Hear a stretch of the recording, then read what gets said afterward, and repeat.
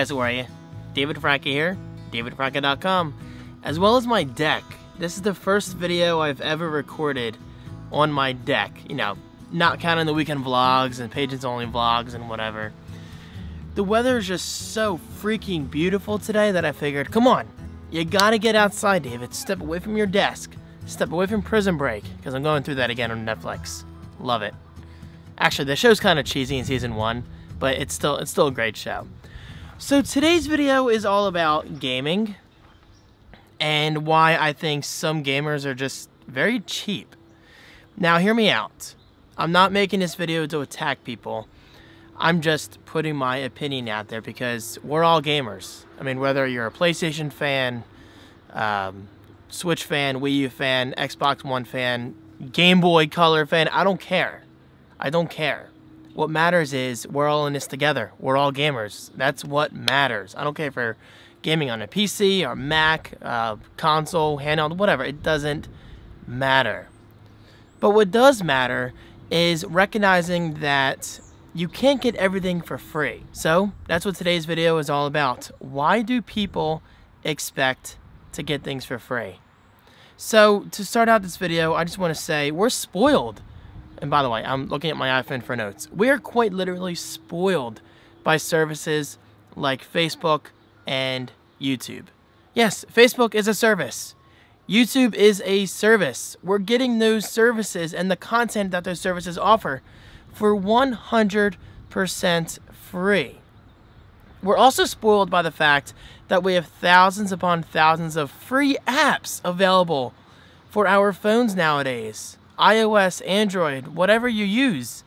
Chances are 98% of those apps on your phone were downloaded for completely free. And the internet, if you're not paying for the internet personally, like for instance if your parents are paying for it, and I'm not targeting kids because believe me, I used to get my internet for free, but now that I live on my own, I have to pay my own bills. Well, I've been doing this for like 5 years now, but still, the point stands.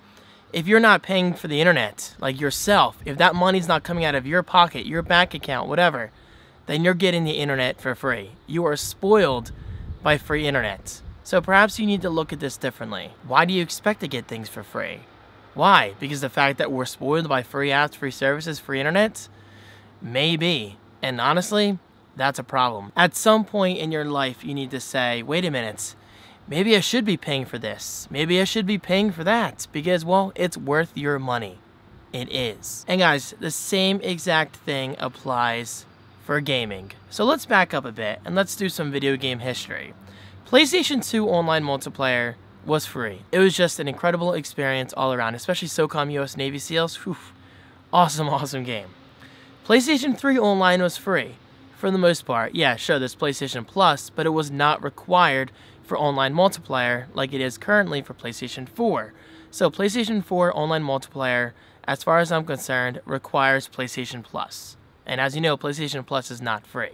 What is it, $50, $60 a year? It's not bad. And by the way, if you hear the Strasbourg train in the background, yeah, don't mind that because it's pretty damn cool. Anyway, the original Xbox introduced Xbox Live. That wasn't free. Xbox Live on 360. That wasn't free. Xbox Live on Xbox One. Yep, still not free. So me, as a gamer who has been around for years, I'm just used to paying for online services, which is why I don't see the problem in doing that. I'm getting a quality service, so why wouldn't I pay for it? So in regards to Nintendo, 3DS Online is free. Wii Online was free. The Wii U Online was free. Now granted, the online play on the Wii and Wii U, in my opinion, wasn't that great. Sure, I got some good matches out of Smash here and there, but it could never, ever compare to the online infrastructure that Xbox and PlayStation have been offering us for years now. Why is it that Nintendo is finally taking a serious interest in making a trustworthy and reputable online service, an online infrastructure, and gamers have a problem paying for that? Please answer me that question. Does it have to do with the fact that we were spoiled by free services and free products all these years, and now that these gamers are finally having a wake-up call and saying, oh wait, maybe we do have to pay for something? Is that the problem? Is that where this issue stems from? So I don't know, that's the way I look at it. We're spoiled. And people also have to factor in this. If they're really taking this seriously, that's going to require a more serious infrastructure, which calls for more servers, more actual, like, physical people maintaining those servers. Because let's face it, not everything is automated. Nintendo has to quite literally pay employees to keep these servers up and running. This stuff doesn't happen by itself. And finally, more software updates, more security. Is that not important to you? But in order for all that to happen, we're gonna have to pay a subscription fee. Now, I don't think Nintendo has confirmed pricing yet, but according to the rumors I've been reading, it's gonna cost less than $30 a year. Less than $30 a year. Not $30 a month, but $30 a year. Now, granted, I don't have a problem paying $60 a year because that's what I do already for PlayStation Plus and Xbox Live, and I think that's more than worth it. So, for less than $30 a year, I could get online multiplayer on the Switch, dedicated voice chat. Yeah, sure, it could be through a mobile app, but still, that's another issue for another day, another video. More games, friends lists, all that stuff. Alright, so if we were to say $30 a month, yeah, that would be a problem. But guys, and I say this in the nicest way possible, if you cannot afford to pay $30 a year for an online service for gaming, then maybe you shouldn't own a Switch to begin with. I know those are harsh words, but if you want to play online on something that's solid and something that in theory is going to work just fine, you're going to have to pay for it. And finally, wrapping up this video, I just want to use this as an example. The whole paying for something reminds me of the people who bitch in the comments at Rockstar when they come out with free GTA Online updates. Free updates, adding more play modes, more patches for stability in gaming, more features, more cars, more races. But there are still people in the comments on these Facebook videos where Rockstar uses that as a platform to announce these updates.